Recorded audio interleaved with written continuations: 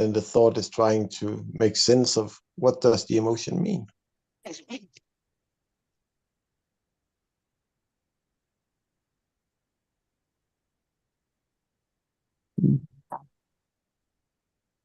So what came up for me was the value of awareness. And then we have the power of choice.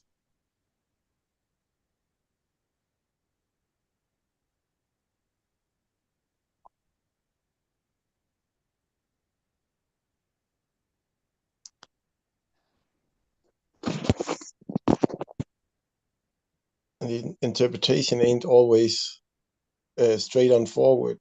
You see someone you like and you get a fast heartbeat. Are you scared of that person? Do you like that person? What's actually going on? The thoughts have to figure out what is the heart trying to tell you. Mm.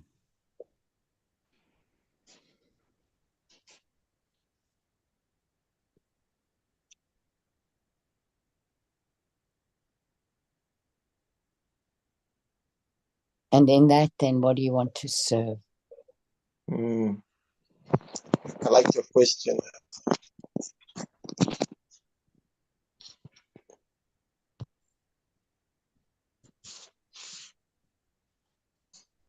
I like that question about what was it? What do I want to be in service of, or to?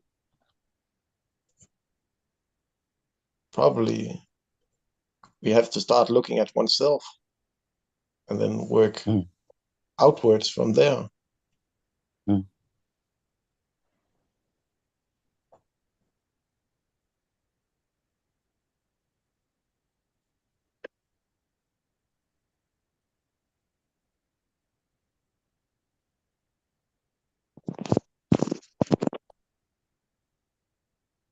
And the awareness of the thoughts and the feelings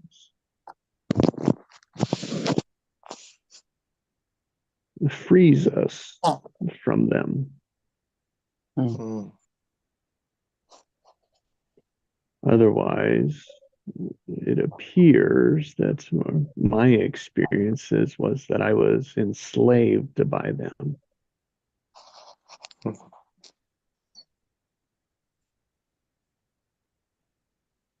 Because it was fixed as I thought of it, as it just like there was no room to change it. My practices, my awareness was so limited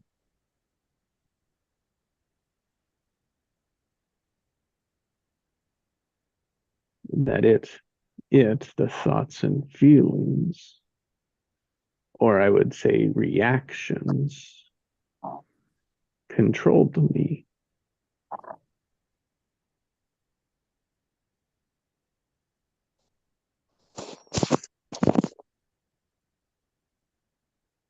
Often we only see one answer to the question instead of allowing the possibilities of answers. Yes, so we all know the answer. And studies have shown it is once we get an answer, there's no need to continue to explore for another.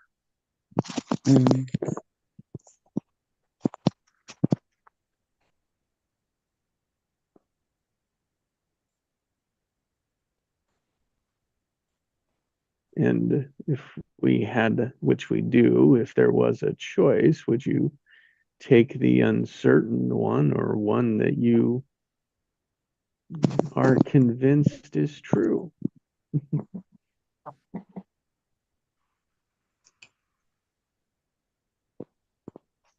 So we trap ourselves. Yeah. Yeah. We limit ourselves. And think we're doing ourselves a favor, or we're proud of it, or we're certain it's ours is the best alternative. It's we only.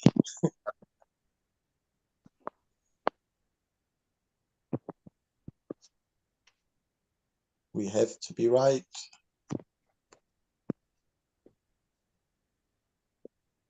There is a deep sense, like a very early training that we do, that we fight to be right.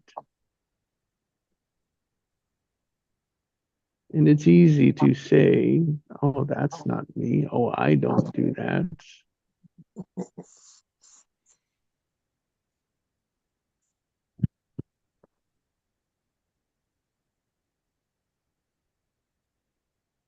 Because it's when you don't see it is when it's obvious to others.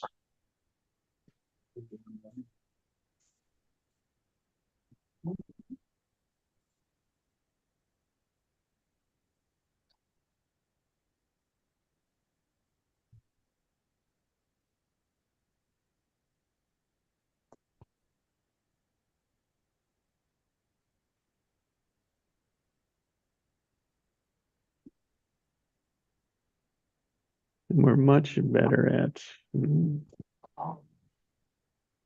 understanding and putting words to our thoughts by the nature of the communication mechanism, as Annette spoke to earlier. The thoughts and feelings are two separate languages. Communication mechanisms. And the thoughts that we have are interpretable, right? The words are easier to explain where the emotions are not.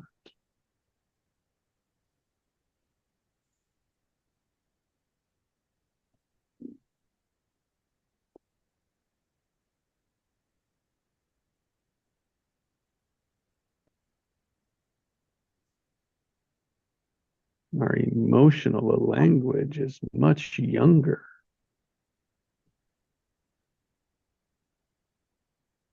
Mm.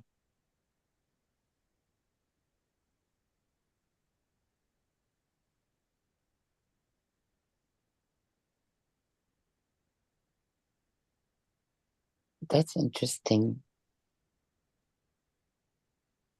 So if the emotional language is much younger, does that mean, no, sorry, that then means that the thought languaging is older?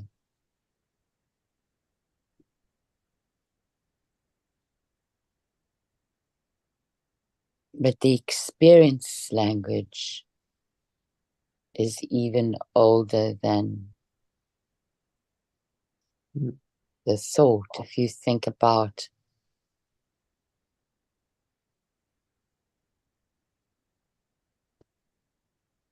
experience being there first before we know what the emotion is. Mm-hmm. We have the experience and then there's a feeling. Yep. And then the thought interprets the feeling. Mm-hmm. And for all of that to happen, even if it's an automatic, I'm talking this through, I'm not sure, but even if it's an automatic, there's a level of awareness. And so I was thinking, so awareness has its own language. What is awareness? Good question. So how many languages do I need to speak?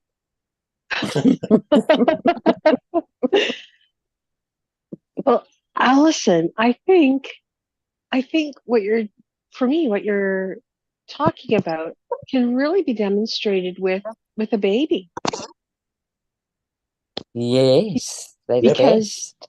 yes, they're born into an environment that is so unbeknown, and they cry. They also cry to get Mm. air in their lungs, also obviously too. That's the part about crying. But when you think about it, you put a diaper on them, and if it's something becomes uncomfortable in their bodies or in their diaper, they cry because it's an Yeah. experience that makes them uncomfortable.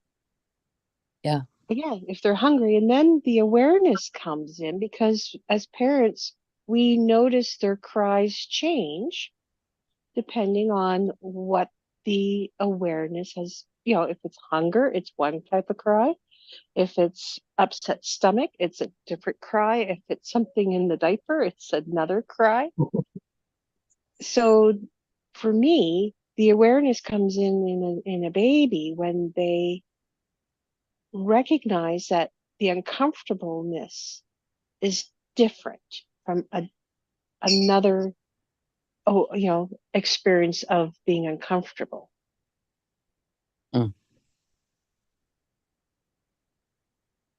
Now, where thought comes in for a baby or a child, I have no idea.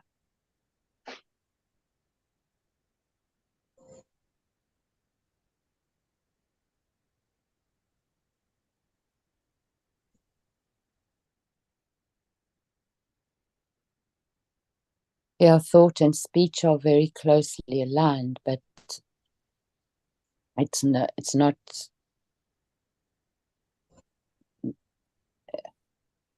how can I say this, the capacity for speech or the willingness for speech comes after the forming of thought.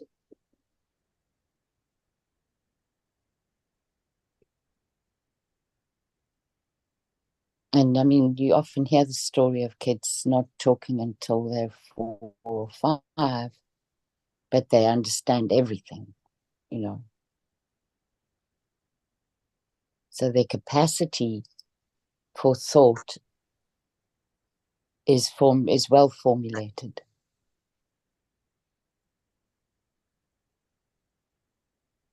I guess an example could be is if there's a young child, let's say a toddler, playing, and then all of a sudden moves, either crawls or gets up and walks somewhere to do Mm-hmm. something. Thought has Mm. occurred. Mm. Raising children is very emotionally based for the majority of the time. Mm.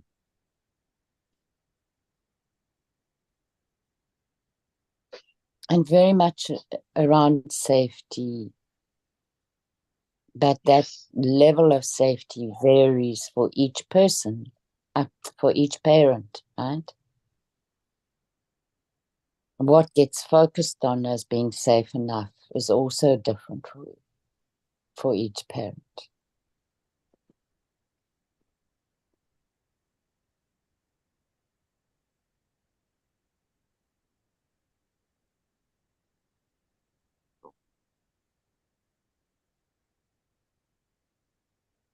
We have a massive impact. Mm.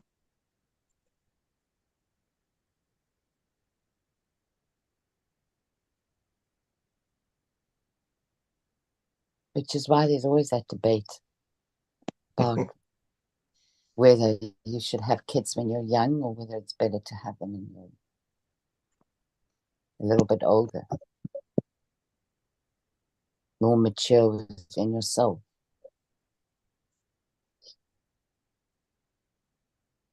The advantage of having kids when you're younger is that you have the physical strength.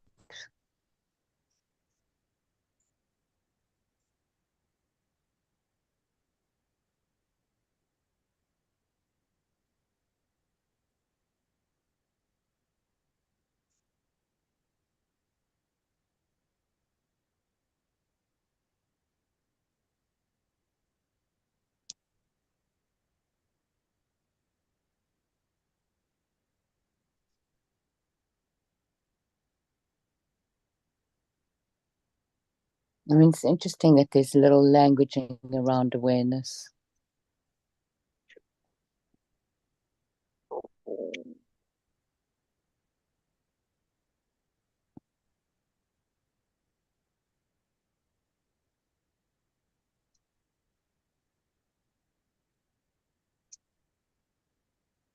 And we talk about awareness mostly through our senses. As a kid growing up, we get asked, "Oh, didn't you see this?" or "Didn't you hear me?"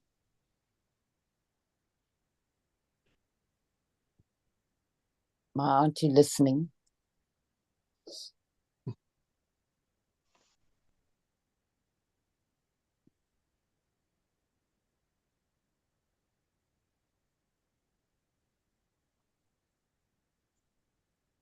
For me, awareness, the depth of awareness goes into intuition. That's where you begin to get to the edges of it, I think.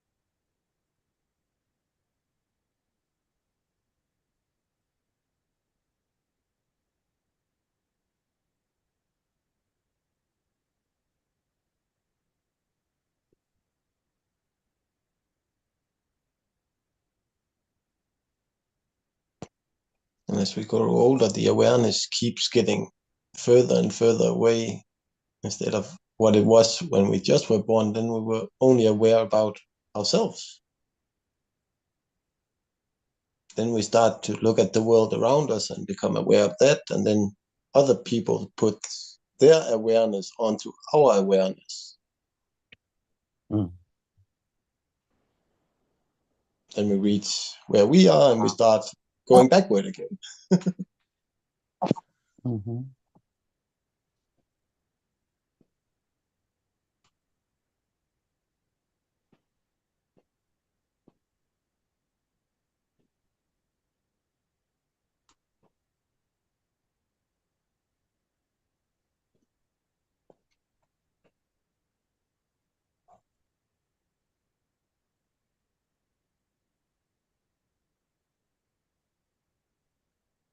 Unless you have the great luck of having a parent that goes according to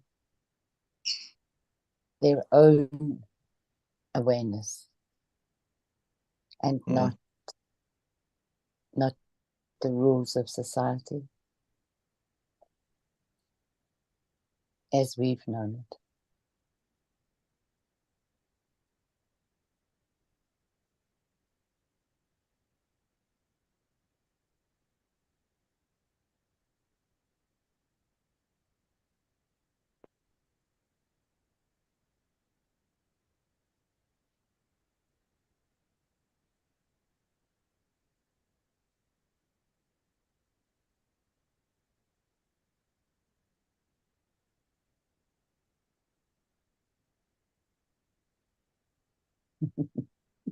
So I'll share this. The other day, I had one of those, I'll refer to it as Mark Twain's experiences of when you're going through something or you go through a terrible thing, however you want to label it, and it's not really happening, right? It's all in the mind. And I was getting quite frustrated with myself. And the thought that came to me was, even in the midst of the most terrible things, like a war, people will find something to allow themselves to experience joy. And I was very grateful for that thought, because what it did for me was bring an awareness of how strong our propensity is in terms of the internal rudder that will go for joy.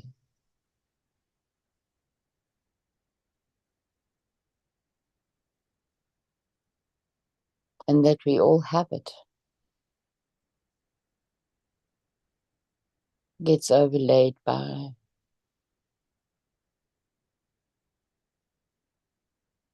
the opposite.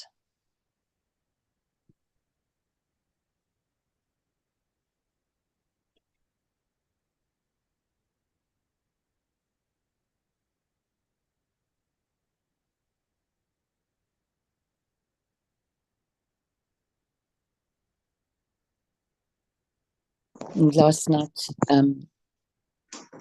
my husband sent me a link on the story with Elon Musk's new project called Neuralink. And I don't have the languaging around the technology of it. But what they've done is they've been able to facilitate a guy that's paraplegic. And quadriplegic, sorry. So he's paralyzed from the neck down. And he loves playing chess. So, he was trying to play chess online, and it was not really working out for him. And so now they've got a receptor in the brain, and then I'm sorry, as I said, I don't know the languaging well enough yet. There's a receiver, and what's the opposite of a receiver? Something that stimulates, right? And that's on the outside of the head.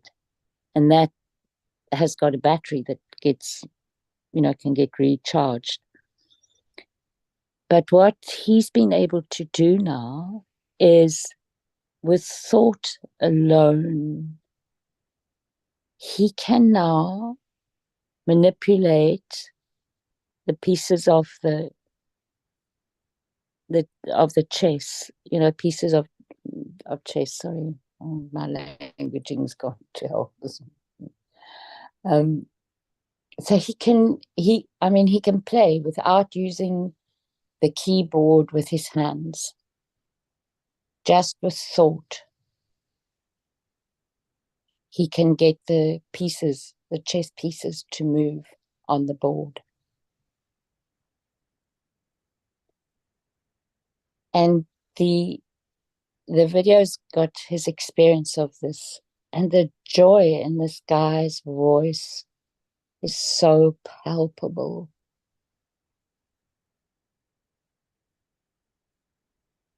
And it just struck me so much again, you know, how strong that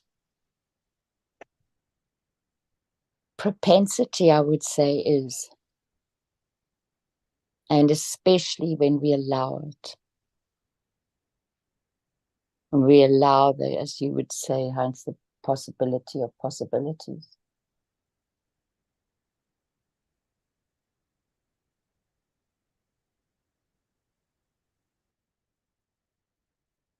I would call that using technology. For people who just want a chip in their head to do it without being paralyzed, that's misuse of it.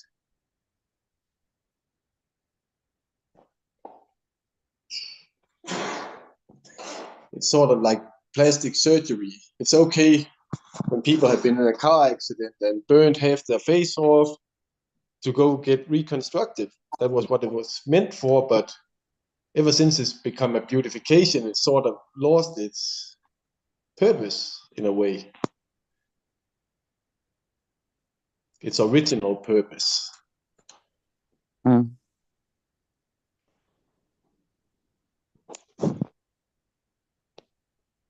The paraplegic hasn't got access, haven't got the connections through the, what do you call it, nervous system.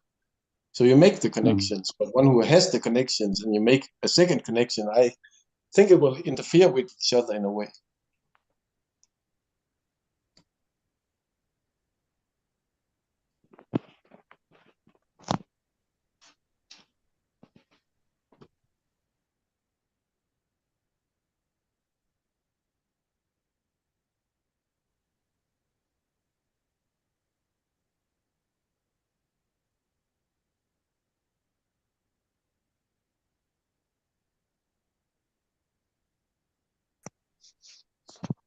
The desire for control and the fear of control.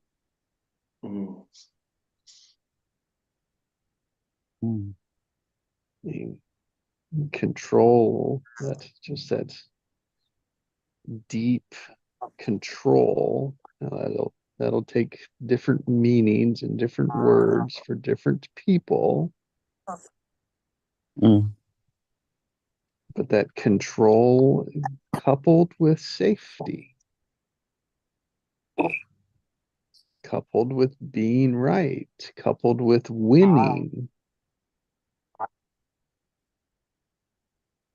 coupled with living a good life, right? All of that deep, fundamental building blocks of our character. And I mean that as an individual, and then all the way, each individual is part of a society, a world. Mm.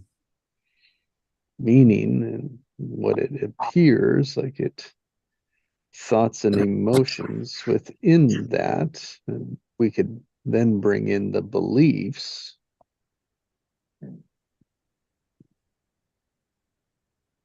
all progress.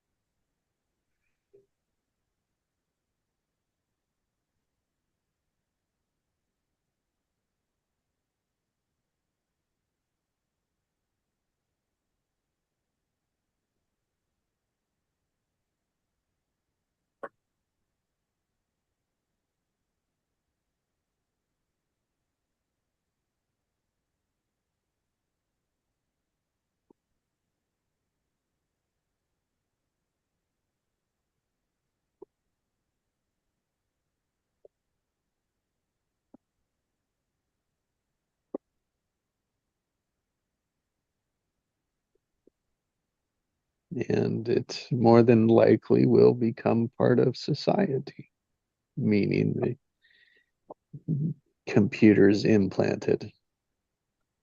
So cyborgs, Yeah.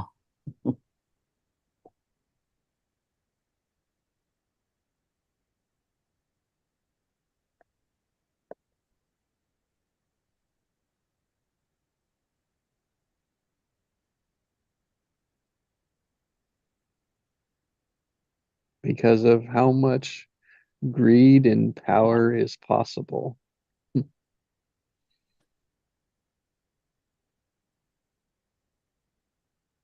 Until that's gone.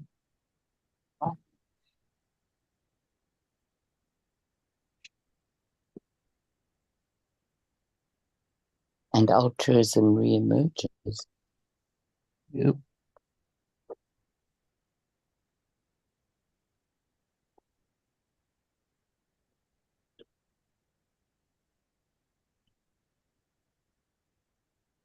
What's the definition of altruism, Allison? Mhm. I was just thinking that. For me, altruism is serving love. Mhm. And, thereby serving what is good for everybody. I mean, the interpretation of that is wide open. Mhm. But if you have compassion and love as the orientation of it,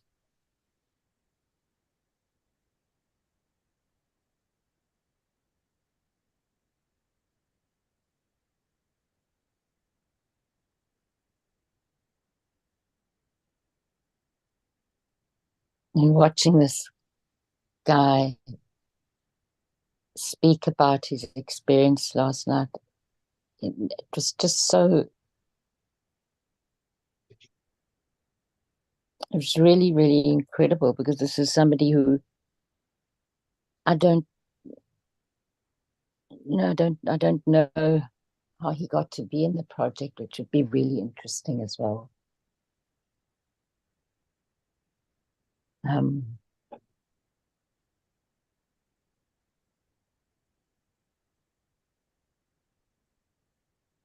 mean, can you imagine being in a body that can't move?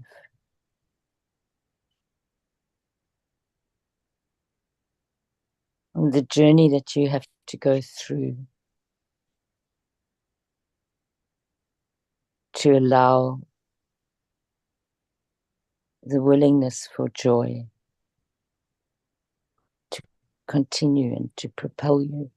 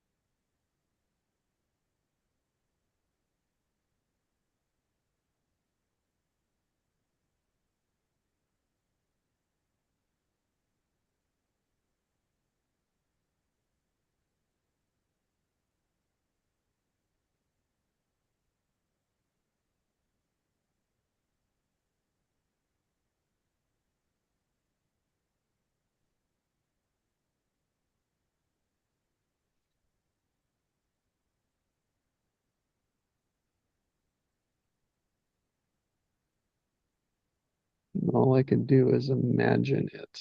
Never hope they don't have to go through it. Mm.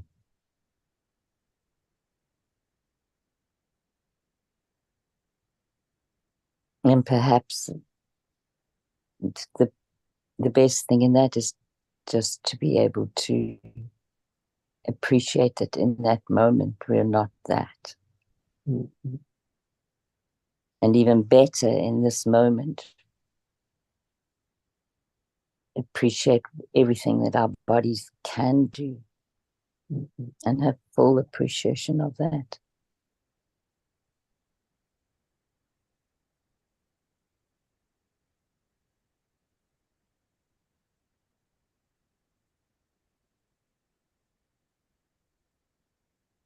And realize that that appreciation, the energy of that appreciation, impacts so much. It doesn't just impact ourselves.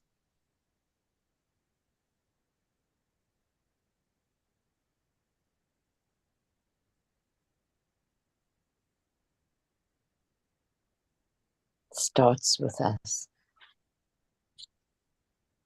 And then it ripples out.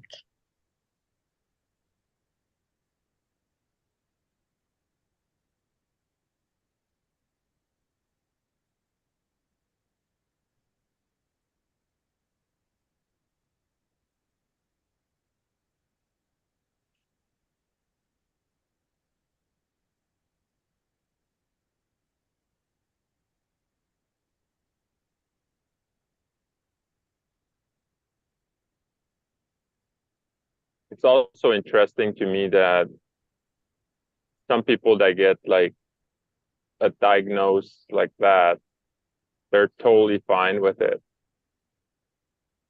And other people, they like, poor me. Mm. Mm. And that can change too, hey Pascal. Mm-hmm.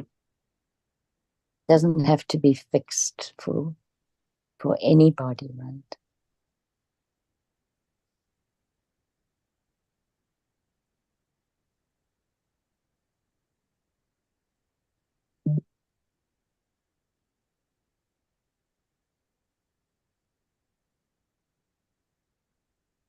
Possibilities. But, but they got dealt. Yeah. Yeah.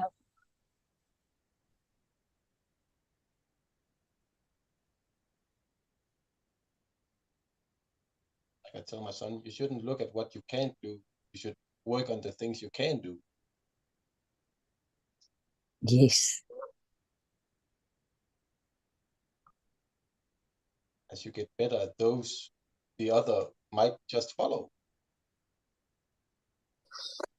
I would agree with that.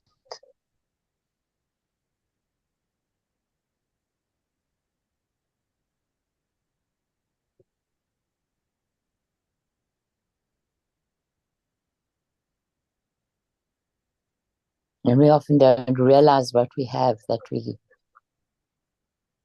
we often don't realize what we have, right? Which is why awareness is so valuable. Because it keeps that door open all the time.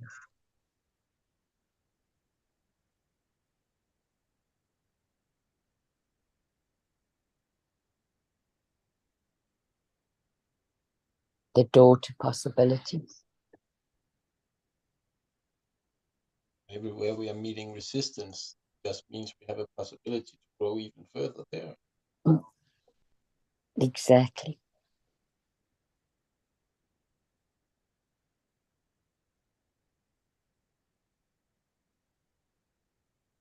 But somewhere someone told us resistance is a bad thing, it's negative. Mm-hmm.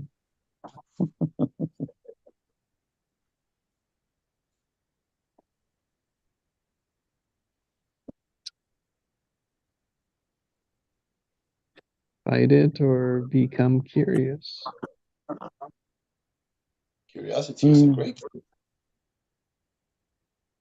thing. Broadens the awareness. possibility for growth. Mhm. Imagine a kid wasn't curious about anything. What would they learn?